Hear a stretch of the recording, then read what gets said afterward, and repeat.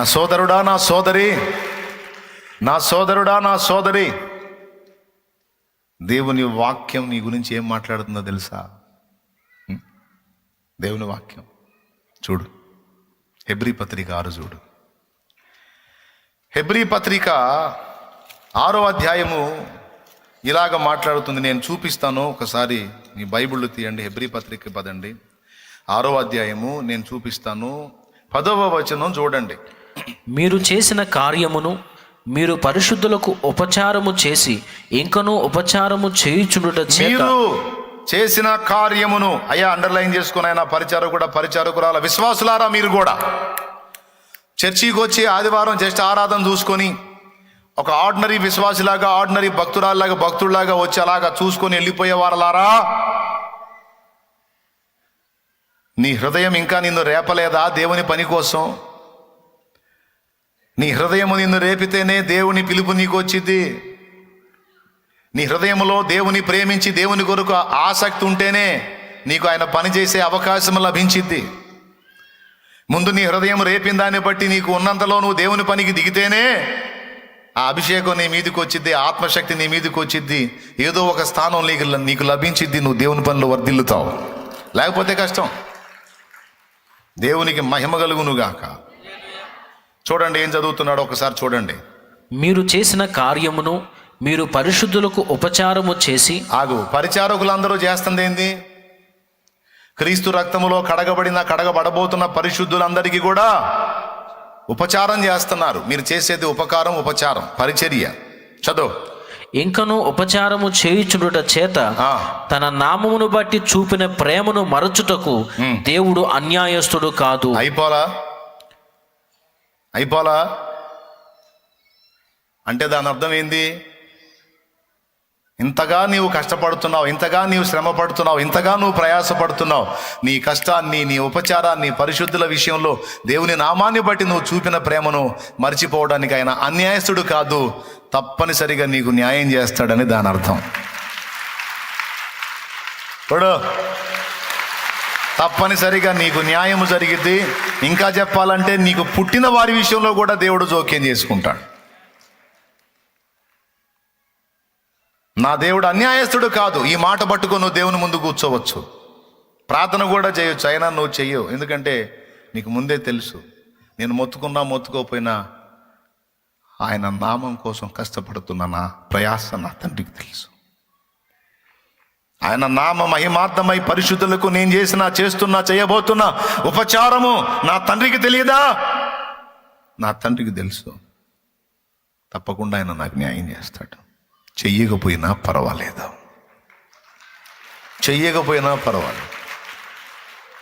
ఈ బాధలు ఇంతకింత అయినా నేను మాత్రం ఆయన పనిని ఆపను, ఆయన సేవను ఆపను, ఆయన చిత్తము నెరవేర్చుట ఆపను. ఇది నాకు గొప్ప భాగ్యం, ఇది నాకు గొప్ప ధన్యత, ఇది నాకు గొప్ప భాగ్యం. ఎందరికో లేదు, పిలిచి నాకు ఇచ్చాడు నా తండ్రి. ఆయన ఇచ్చిన ఈ స్థానాన్ని నేను కోల్పోతే అమ్మో నాకు మళ్ళీ దక్కదు. ఒక పూట కూటి కొరకు తన జ్యేష్ఠత్వపు హక్కు నమ్మేసుకున్న ఏశావు లాంటి భ్రష్టత్వంలోనికి నేను వెళ్ళను. నాకు నా ప్రభువు కావాలి, ఆయన సన్నిధి కావాలి, ఆయన సన్నిధిలో స్థానం కావాలి, ఆయన సన్నిధిని పరిచర్య, సేవ కావాలి. నాకు సేవ.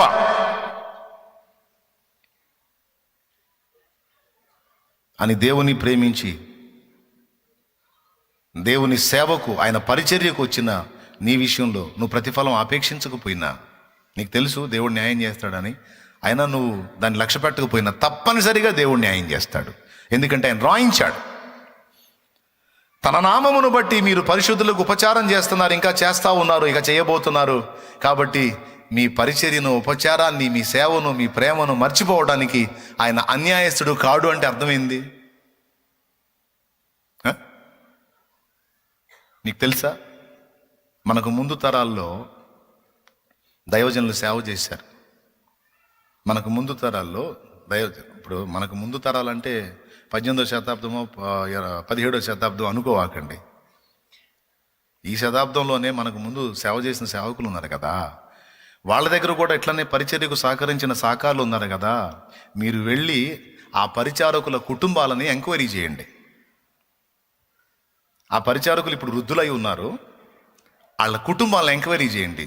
నేను చెప్పనా, మొత్తం 2 అంతలు కాదు 10 ఆశీర్వదించబడి ఉన్నారు. ఆశీర్వదించబడి ఉన్నారు వాళ్ళు.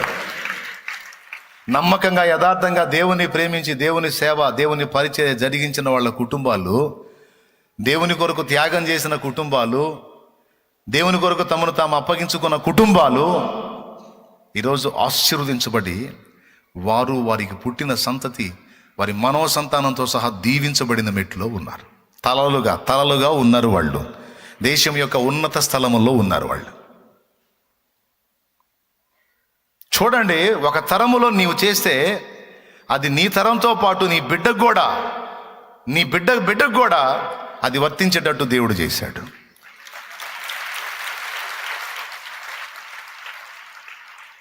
అబ్రహామును బట్టి తన సంతానం అంతటిని ఆశీర్వదించినట్టు, యాకోబును బట్టి తన సంతతి అంతటిని దీవించినట్టు, దావీదును బట్టి తన సంతతిని స్థిరపరిచినట్టు సింహాసనం మీద దేవుడు మనం చేసిన ఉపచారాన్ని మరిచిపోడు. ఇంకా చెప్పాలంటే మనం చేసిన సేవ అంతా కూడా జ్ఞాపకార్థముగా ఆయన యొద్దకు చేరుతుందట. దేవునికి స్తోత్రం కలుగును గాక. ఇంత మాట అన్న తర్వాత ఇంకేం కావాలి దేవుడు? ఇంత మాట రాయించిన తర్వాత అంతేకాదు, ఆ సహకారుల పేర్లు జీవగ్రంథమందు రాయబడి ఉన్నాయి అన్నాడండి.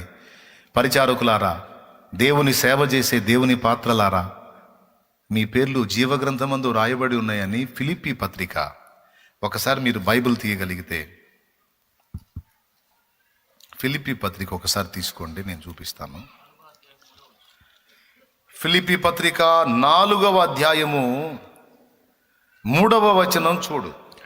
అవును, నిజమైన సహకారి ఆ స్త్రీలు క్లెమెంతుతోనూ నా ఇతర సహకారులతోనూ సువార్త పనిలో నాతో కూడా ప్రయాసపడిన వారు గనుక వారికి సహాయము చేయుమని నిన్ను వేడుకొనుచున్నాను.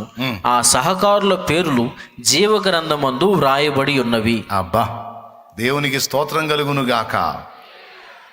ప్రియమైన దేవుని పని సహకారులారా, దేవుని పరిచారకులారా, దేవుని కోసం మిమ్మల్ని మీరు అంకితం చేసుకున్న వారలారా, అప్పగించుకున్న వారలారా, నా తండ్రి సేవ చేస్తున్న బిడ్డలారా, మీరు పరిశుద్ధులకు చేసే సేవ సాక్షాత్తు యేసు శరీరమునకు చేస్తున్నారు. మీ పేర్లు జీవగ్రంథమందు రాయబడి ఉన్నవన్నీ దేవుడు వాక్యంలో రాయించాడు.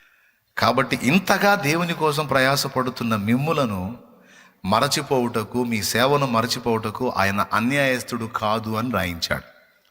అంటే తప్పనిసరిగా నీకును, నీ ఇంటి వారికి, నీకు పుట్టిన వారికి, వారికి పుట్టే వారికి కూడా దేవుడు తప్పనిసరిగా న్యాయం చేస్తాను అని మాట్లాడుతున్నాడు. నాకు అసలు పిల్లలే లేరు అంటావా? Don't worry. నీకు పుట్టినవారు అంటే సువార్త ద్వారా నువ్వు కన్నవాళ్ళు కూడా ఇంకా అనేకుల్ని కనొచ్చు కదా, అది ఇంకా బెస్ట్ కదా. ఇప్పుడు నీకు భౌతికంగా సంతానం లేకపోవచ్చు, స్పిరిచువల్గా ఆత్మీయంగా నువ్వు కొంతమందిని కనున్నావు.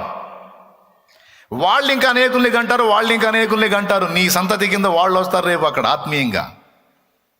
దేవునికి స్తోత్రం చెప్పు, గట్టిగా చెప్పు. 3 సంగతులు చెప్తానన్న. మొట్టమొదటిది, నీవు పడిన ప్రయాస, నువ్వు చేసిన సేవ ఆయన మర్చిపోవడానికి అన్యాయస్తుడు కాదు, తప్పనిసరిగా ఆయన ఆ విషయాన్ని రాసుకుని ఉన్నాడు. మొదటిది. రెండవది, నీ పేరు జీవగ్రంథమందు రాయబడింది, అది స్థిరం అన్నాడు. దేవుని సన్నిధిని పరిచర్య చేసే వాళ్ళ పేరు ఎక్కడ రాయబడిందని చూపించాడు అక్కడ. రైట్. 2. మూడవది, మనం చేసే సేవ మనుషులకు కాదు, క్రీస్తు శరీరమునకు చేస్తున్నాం. ఎవరికి చేస్తున్నాం? జస్ట్ ఇటుపక్క పేజీ తిప్పండి, ఎఫెసీ పత్రిక ఒక్కసారి చూడండి, 5వ అధ్యాయము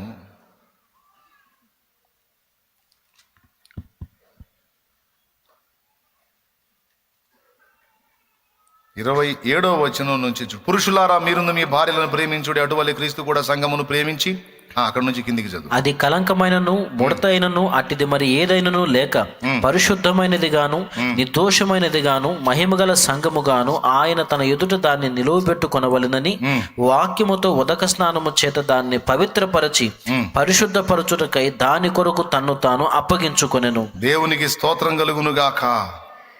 చదువు 23వ వచనం. క్రీస్తు సంఘమునకు శిరస్సయ్యున్న లాగున. రైట్, అదోకే. మొదటి కొరింథీ పత్రిక 12వ అధ్యాయము 12వ వచనం చూడండి. ఎలాగు శరీరము ఏకమై ఉన్నను అనేకమైన అవయవములు కలిగి ఉన్నదో, ఎలాగు శరీరము యొక్క అవయవములన్నీ అనేకములై ఉన్నను ఒక్క శరీరమై ఉన్నవో, అలాగే క్రీస్తు ఉన్నాడు. దేవునికి స్తోత్రం కలుగును గాక. ఏమండి, ఈ వచనం అంతా కూడా, ఈ అధ్యాయం అంతా కిందికి చదువుతూ ఉంటే మనందరినీ కలిపి క్రీస్తు శరీరం అంటాడు. చూడండి 27వ వచనం చదువు నాయన. అటువలే మీరు క్రీస్తు యొక్క శరీరమై ఉండి. చాలు చాలు చాలు, సరిపోయింది. ఇక ఇందాక చదువుకున్న దానిలో క్రీస్తు సంఘమునకు శిరస్సు అని చదివాం. ఇప్పుడు ఇక్కడే మీరు కూడా క్రీస్తు శరీరమై ఉండి. ఏమన్నాడు ఇక్కడ? అటువలే మీరు క్రీస్తు శరీరమై. ఆ మాట అండర్లైన్ చేసి, మనం క్రీస్తు శరీరం అంటే సంఘము. రైట్. నేను మీకు వందనాలు చెప్పాను అనుకో, నేను ఎవరికి వందనాలు చెప్తున్నానో తెలుసా? క్రీస్తు శరీరమునకు వందనాలు చెప్తున్నాను. నేను మీకు పరిచర్య చేశాను అనుకో, ఎవరికి పరిచర్య చేశానో తెలుసా? సాక్షాత్తు యేసయ్యకే. ప్రతివానికి ఇచ్చుటకు జీతము నా యొద్ద కలదు అంటే జీతం ఎవరికి ఇస్తాడండి? పని చేసిన వానికి ఇస్తాడు. అర్థమైందా? ఇప్పుడు పని చేయకుండా మనకిచ్చే బహుమానం ఉంది, అది రక్షణ, అది దేవుని బహుమానం. మనం నిత్య జీవాన్ని చేరటం అనేది అది పని చేయకయే మనకి ఇచ్చినటువంటి బహుమానం అది. కానీ బహుమానం అని మాట్లాడిన దేవుడు జీతం అనే మాట కూడా మాట్లాడాడని మర్చిపోవద్దు. పని చేసిన వానికి జీతం అన్నాడు. జీతం ఎవరికి ఇస్తామండి? ఆ మాట ఉంది ప్రకటన గ్రంథం చివరి అధ్యాయం, ఒకసారి 22 తీసుకోండి. ప్రకటన గ్రంథము చివరి అధ్యాయము 12వ వచనం. చదువు. ఇదిగో త్వరగా వచ్చుచున్నాను, ఇదిగో త్వరగా వచ్చుచున్నాను, వాని క్రియల చొప్పున ప్రతి వానికిచ్చుటకు నేను సిద్ధపరిచిన జీతము నా యొద్ద ఉన్నది. అద్దుగో, ఇక్కడ జీతము అనే ప్రస్తావన తీసుకొచ్చాడు. జీతం ఎవరికి ఇస్తారు? పని చేసే వాళ్ళకి. మీరందరూ ఏం చేస్తున్నారు? నేనేం చేస్తున్నాం? మనందరూ ఏం చేస్తున్నాము? ప్రభు పని చేస్తున్నాం. మన యజమానుడు ఎవరు? మరి మనకున్న ఆయుష్కాలంలో మనం ప్రభు పని చేస్తున్నాం. జీతం ఇస్తాడా ఇవ్వడా, ఇస్తాడేమని ఆశతో కాదు, ఇచ్చినా ఇవ్వపోయినా స్తోత్రం అని చేస్తున్నాం. ఆయనైతే తను కూర్చి తాను ఏం చెప్పుకుంటాడంటే, అబ్బాయి మనుషులుగా మీకే అంత అంకిత భావం ఉన్నప్పుడు మరి దేవుండ్రా నాయన నాకెంత ఉండాలి? నీ చేత పని చేయించుకొని నిన్ను ఒట్టికి వదిలేస్తాను అనుకున్నావా? నా యొద్ద ప్రతి వాని క్రియలకు తగిన, ప్రతి వాని పనులకు తగిన జీతము నా దగ్గర ఉంది, తీసుకొని వస్తున్నా, ఇదిగో త్వరగా వస్తున్నానని ఆయన మాట్లాడుతున్నాడు. మీరు చేసేటువంటి పని, పరిచర్య బహుళ ప్రయోజనం పొందుతుంది. ఎప్పుడు తక్కువ అంచనా అయ్యొద్దు. ఏనాడు ఏ దరిద్రుడి మాట, ఏ దరిద్రురాలి మాట విని మోసపోయి ఈ అవకాశాన్ని కోల్పోవద్దు. అలా పోగొట్టుకున్న వాళ్ళు సేవాభ్రష్టులు. తర్వాత మొత్తుకున్న వాళ్ళకి అవకాశం రాదు. రెండవది, ఇది ఏముంది లేని టేక్ ఇట్ ఈజీగా దీన్ని తీసేయొద్దు. ఈ సంగతి మీకు స్పష్టంగా అర్థమయ్యేటట్టు చెప్పానని నేను అనుకుంటున్నాను. 4 సంగతులు గుర్తుపెట్టుకోండి. మొట్టమొదటిది, ఆయన అన్యాయస్తుడు కాదు, తగిన ప్రతిఫలం. రెండవది, జీవగ్రంథంలో నీ పేరు. మూడవది, సాక్షాత్తు యేసు శరీరమునకే సేవ చేస్తున్నావు గనుక ఆయన నీకు జీతమును సిద్ధపరిచాడు. ఈ జీతంతో పాటు అదనపు బహుమానాలు ఉంటాయి. అది 4వది. మీకు తెలుసా, కష్టపడ్డాడు అనుకో, మన దగ్గర ఎవరైనా నమ్మకంగా కష్టపడ్డారనుకో, వాళ్ళకి ఇచ్చే కూలితో పాటు, జీతంతో పాటు కొంతమంది యజమానులు, ప్రేమగల యజమానులు ఏం చేస్తారో తెలుసా? మామూలుగా నెల మొత్తం చేశాడు, ఓ 10,000 ఇచ్చారనుకో, బాగా ఇష్టమైందనుకో, నమ్మకంగా పనిచేశాడు, యజమాని కూడా కాస్త కలిగి ఉన్నాడు, సంతోషం కలిగిందనుకో, ఇంకో 2,000 తీసి చేతిలో పెడతాడు. ఎందుకండి నా కూలి ఇచ్చారు కదండి, ఇంకెందుకండి అంటే, తీసుకోవా, నా సంతోషం కోసం ఇస్తున్నాను. ఏంది ఇవ్వకూడదైంది, తీసుకో. ఎందుకులేయా, పర్లేదులే తీసుకో, ఈ మాటని ఇంకా సంతోష పెట్టావు, నీకు ఇవి కూడా తీసుకో. భూమి మీద మనుషుల్లోనే కొంతమంది ఇలా ఉంటారా ఉండరా? ఎంతమంది ఒప్పుకుంటారు? మనుషులే ఇలా ఉన్నప్పుడు నా తండ్రి అన్యాయస్తుడా? చెప్పండి, నా తండ్రి అన్యాయస్తుడా? ఆయన మరి నిశ్చయముగా ఇంకా దాతృత్వంతో బహుమానం ఇస్తాడు. ఇంకా ఉన్నతమైనటువంటి మెట్లోనికి నిన్ను తీసుకుంటాడు. కొంతమందిని ఈ పరిచర్య చేస్తూ ఉండగానే సేవలోకి పిలిచాడు. ఊడ్చే పరిచర్య మామూలు పరిచర్య కాదు, రోజు చేసిన పరిచర్య అది, ఊడ్చే పరిచర్య. ప్రతిరోజు పాపం పొద్దున్నే వచ్చి మందిరం అంతా శుభ్రంగా ఊడ్చేటువంటి పరిచారకుల్లో చాలామంది ఇప్పుడు సేవకురాళ్ళు అయ్యారు. వాళ్ళ భర్తలు సేవకులు అయ్యారు, వీళ్ళేమో సేవకురాళ్ళు అయ్యారు. ఆశ్చర్యం అది. మొన్న సేవకురాళ్ళ లిస్టు తీసుకుంటే ఇందులో చాలామంది ఊడ్చే పరిచారకులు వచ్చారు. నిత్యము దేవుని సన్నిధిని సేవ చేసిన వాళ్ళని తర్వాత దేవుడు తన పరిచర్యలో తీసుకొని ఇంకా అత్యధికమైనటువంటి కృపనిచ్చాడు. మిమ్మల్ని కూడా నా తండ్రి తప్పకుండా మరో మెట్టు ఎక్కిస్తాడు. ఎక్కించకపోయినా పర్వాలా, ఉంచిన స్థానంలో ఉంచినా సరే నాకు అప్పగించిన పని నమ్మకంగా చేస్తానని నీవు దేవుని పాదాలు హత్తుకో. జీతం ఇస్తాడు. 3వది 4వది బహుమానం కూడా ఇస్తాడు నీకు. ఏమండి? 4 ఆ బహుమానము, ఆ జీతం ఎలా ఉంటుందో ఒక్కసారి ఊహించండి. మామూలుగా మనకు తెలిసిన జీతం డబ్బులు, మనకు తెలిసిన బహుమానాలు డబ్బులు లేక షీల్డ్స్ ఇస్తూ ఉంటారు కదా, వాళ్ళ పేర్లతో ఉన్నటువంటి షీల్డ్లు అట్లాంటివి ఇస్తారు, గోల్డ్ మెడల్ లాంటి బహుమానాలు ఇస్తారు. కానీ దేవుడు మనకు సిద్ధపరిచిన బహుమానాలు అలాంటివి కాదు. మంచి పోరాటము పోరాడి తిని, నా పరుగు కడముట్టించి తిని, నా విశ్వాసము కాపాడుకుంటుని, ఇక మీదట నా కొరకు గోల్డ్ మెడల్ ఉందన్నాడా? నీతి కిరీటం, అక్కాయ్, జీవ కిరీటం కాదు, నీతి కిరీటం ఉంచబడి ఉన్నది. కిరీటం ఎవరికి పెడతారండి? జయించిన వాణిని నేను జయించి నా తండ్రి సింహాసనమందు కూర్చుండి ఉన్న ప్రకారము జయించిన వాణిని నేను నా సింహాసనమందు కూర్చుండనిత్తును అన్నాడు. సింహాసనం అంటాడు, కిరీటం అంటాడు. సింహాసనం మీద ఎవరు కూర్చుంటారు? కిరీటం ఎవరు పెట్టుకుంటారు? రాజు సింహాసనం ఉంది, కిరీటం ఉందంటే ఖచ్చితంగా ఒకటి ఉండాలి. ఖచ్చితంగా ఒకటి ఉండాలి. ఏంటో తెలుసా? రాజ్యము. రాజ్యము. నా తండ్రి నాకు రాజ్యము నియమించినట్లు నాతో కూడా ప్రయాసపడిన మీకును నేను రాజ్యమును నియమించుచున్నాను. ప్రపంచ పునఃస్థితి స్థాపన యందు మీరు 12 సింహాసనముల మీద కూర్చొని నాతో పాటు పాలిస్తారు, ఇశ్రాయేలుకు తీర్పు తీరుస్తారు. ఎంతటి ఆధిక్యత అంటే, మనము దేవదూతలకు తీర్పు తీర్చుద్దామని మీరు ఎరుగరా అన్నాడు. దేవదూతలకే తీర్పు తీర్చే అంత ఆధిక్యత మట్టి పురుగైన మనిషికి. ఒక్కసారి ఊహించండి, సింహాసనం ఇచ్చినప్పుడు, కిరీటం ఇచ్చినప్పుడు రాజ్యం ఉంటుందా ఉండదా? ఏమయ్యా మీరు చెప్పండి, ఏమమ్మా మీరు చెప్పండి. రాజ్యం లేని కిరీటం ఏం చేసుకో, నువ్వు రాజ్యం లేని సింహాసనం ఏం చేసుకోను? కిరీటం సింహాసనం అనేవి ఉన్నాయి అంటే రాజ్యము తప్పనిసరి.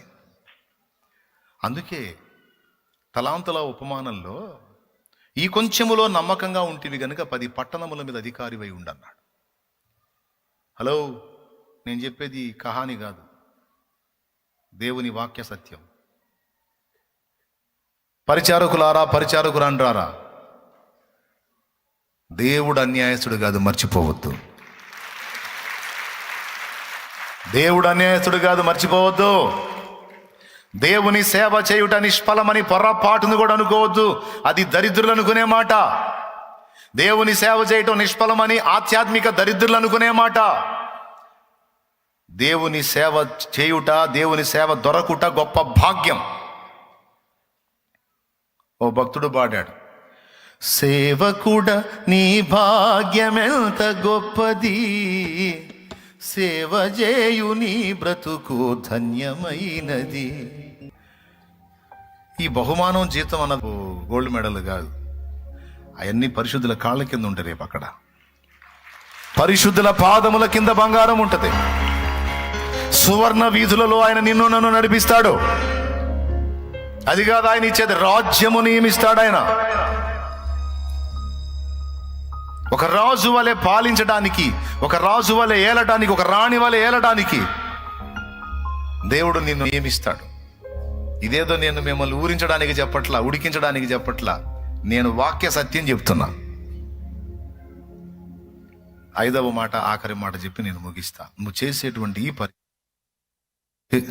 చేసే ఈ పరిచర్య గుర్తుపెట్టుకో, దేవుని దగ్గర నుంచి నీకు ప్రతిఫలాలు రావటమే కాదు, మనుష్య జీవితాల్లో కూడా నువ్వు చేసే కష్టం వల్ల చాలా మేలు కలిగిద్ది, సమాజం కూడా బాగుపడిద్ది. ఈరోజు వేలాది మంది తాగుబోతులు మారారు. తాగుబోతులు మారి వాళ్ళ జీవితాలు, కుటుంబాలు ప్రశాంతంగా కట్టుకున్నారు అంటే నీ పరిచర్య లేదా అందులో? ఒక తాగుబోతుడు మారాడంటే ఇల్లు మొత్తం బాగుపడ్డట్టే. ఒక ఇంట్లో తాగుబోతుడు ఒకడు లేచాడంటే ఇల్లు మొత్తం నాశనం అయినట్టే. ఎంతమంది ఒప్పుకుంటారు? ఒకడు చాలు ఇంటి మొత్తం నాశనం చేయడానికి. ఆ ఒకడు మారాడు అనుకో, ఇల్లు మొత్తం బాగుపడ్డట్టే. ఒప్పుకుంటారా? ఆ ఇంటితో పాటు ఆ సమాజం, ఆ బజారు కూడా బాగుపడ్డట్టే. ఎందుకంటే ఈడు ఒక ఇంటితో వదిలిపెట్టడు, కాస్త దాగి ఒక ఇంటితో వదిలిపెట్టు, బజారు మొత్తం గందరగోళం చేస్తాడు. ఎవరికి నిద్ర ఉండదు, ప్రశాంతత ఉండదు. ఒక తాగుబోతుడు మారితే ఆ బజారు కూడా బాగుపడేది. ఎందుకు చెబుతున్నానంటే, వీడి మార్పును చూసి మిగతా తాగుబోతులు కూడా మారుతారు. ఈరోజు అలాంటి వాళ్ళు వేల మంది మారిపోయారు. ఎలా మారారు? ఆ కుటుంబాలు ఎలా ఈరోజు ఆనందంగా పట్టి ఆనందం తింటున్నాయి? ఆ బిడ్డలు ఎలా సంతోషంగా ఉందో తెలుసా? 1 దేవుని కృప, 2 నీ పరిచర్య ఫలం. అది పడు నీ కష్టం, నీ త్యాగం, నీ ప్రయాస. నువ్వు కష్టపడి ఇంత ఏర్పాటు చేస్తే అతడు వచ్చి కూర్చొని దేవుని వాక్యం వింటే, అక్కడ నా కష్టం, నేను చేసే కష్టం ఫలించి ఆ హృదయంలో ఆ వాక్యం పోయి అటు మారితే ఆ జీవితాలు, ఆ కుటుంబాలు, ఆ సమాజాలు ఎంత బాగుపడుతున్నాయి. ఒక తాగుబోతుడు మారితే యాక్సిడెంట్లు ఆగిపోయినాయి. ఒక తాగుబోతుడు మారితే ఆత్మహత్యలు ఆగిపోయినాయి. ఒక తాగుబోతుడు మారితే హత్యలు ఆగిపోయినాయి. మరి తాగుబోతుడు ఒకడు చుట్టూ ఎంత చట్టం ఉంటుంది అనుకున్నావు? ఈరోజు యాక్సిడెంట్లు అందువల్లేగా. యాక్సిడెంట్లు ఎక్కువ శాతం తాగి ఎట్టబడితే అట్టు పోయి చచ్చిపోతున్నారు, చంపేస్తున్నారు. హత్యలు అంతేగా. ఆత్మహత్యలు కూడా తాగే చేసుకుంటున్నారుగా. ఇవన్నీ బ్రేక్. ఏందన్నా ఒక తాగుబోతుడు మారితే ఎంత మేలు అనుకున్నావు? అలాంటి జీవితాలు ఎన్నో వేల సంఖ్యలో మారిపోయినాయి.